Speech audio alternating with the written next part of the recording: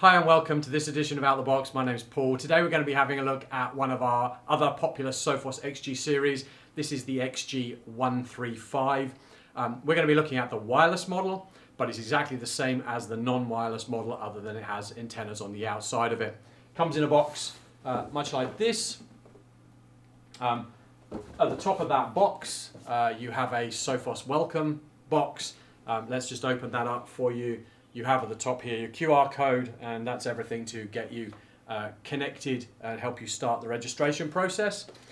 You're going to then have some conformity documents in here, depending on what version has been running on it. You've got a quick start guide, which is probably worth having a look through. You've got your safety instructions and regulations, probably been that.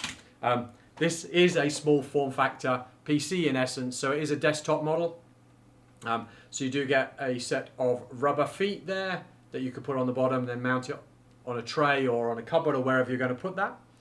You are going to get a USB to USB-C console cable, probably 1.5 meters long there, and you're going to get a 1.5 to 2 meter Ethernet cable. Then over on this side here, you are going to get the power pack, which we'll have a look at the moment. And also in here, if it's the wireless model, you will get the wireless antenna. So the XG135 is a 3x3, so 3 spatial streams. So it has 3 antennas. Those are the antennas. We'll fit those on to show you in a little bit. So let me just show you about the power pack. Like all of the models in this one series, they support dual power supplies. They come with a multi-fit set of connections. So you're obviously going to get, say, your Australian connector there. You're going to get US, you'll get Europe 2-pin, and you'll get another US one in here by the looks of it as well. So you get 2 US, no UK, normally there's UK. All right, and then you're obviously going to get your actual power pack without it fitting. The adapter's going to clip into there. So hopefully you can see that. And then you're going to get a bayonet fit connector there. Now, this has a screw fit on it. So if we were actually to take our unit, which I'll show you in a moment, we'll actually reach back and grab the unit. Now, let's grab this out of the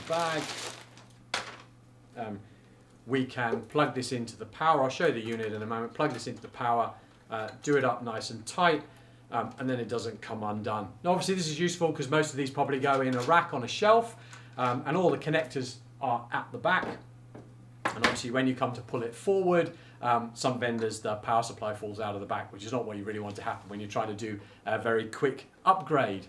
So let's have a look at the unit itself.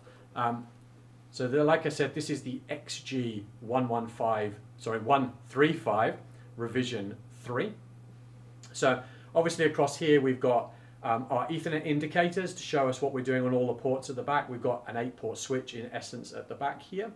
And we're going to have our hard drive lights and our power lights happening over on this side. This does have an inbuilt SSD card, so a lot of the logs and everything else and the operating system run directly from that. So you will see the hard drive read-write happening.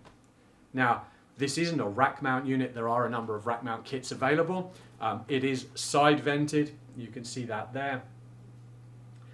So please do be aware if you're going to put this in a rack that you need to make sure there's enough airflow around it. Now, let's show you a bit on the back. I will bring this up to the camera so you can see it clearer, but just to make it easier for me to hold through. So across the top here, we've got our 3 wireless antenna connections. If this was the non-wired wireless model, obviously you wouldn't have those. That's the only difference between the two. You've got your 2 power inputs, so it can do redundant power. You just buy a second power pack. Got a tiny on-off switch here. So it is just worth remembering, it is very small, catches people out slightly.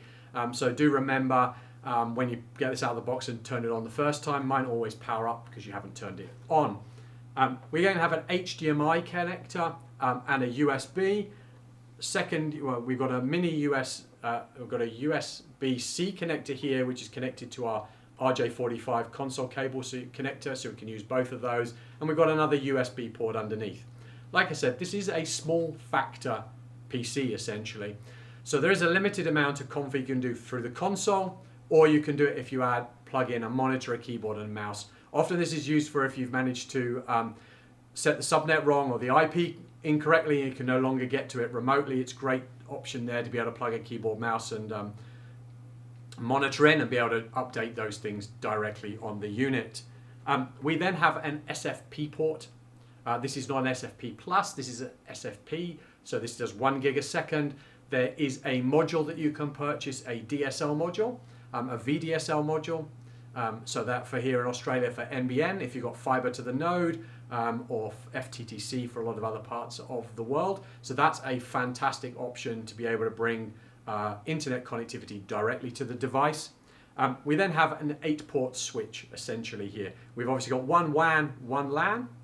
What you do with the other ports is up to you. That can be multiple WANs. So we'll do multiple WANs. It can be multiple LANs. You can bridge them together to create a switch port or a switch block, if you like, that are all LAN. Or we might have a DMZ port. We might have a few other variants with different IP ranges on there. And we've got a very small reset switch at the end. Just show you here, if we take the antennas are going to screw on here, and then I will lift everything up to the screen again so you can see all of that more clearly. Where would I position this as a unit? This unit is the last of the tabletop models, and so I would position this probably close to 250, 300 megasecond, depending on how many users you have. The stats will probably put it a bit higher than that if you look at the fact sheet, but it's all about which security services you have turned on and how heavy your usage is.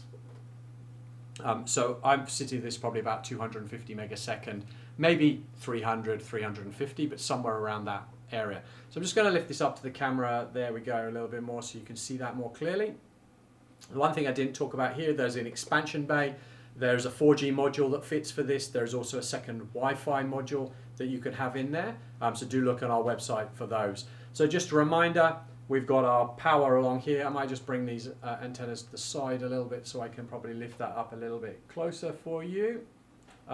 So you've got your power connectors along this side here. We have the console and HDMI. We have an SFP port, a 1 gig, remember, and then we have an 8-port switch along the side there. So hopefully that's been useful. This is the XG135 wireless, but like I said, this is exactly the same other than the antennas if you're wanting the non-wireless model as well. So hopefully that's been useful. My name's Paul.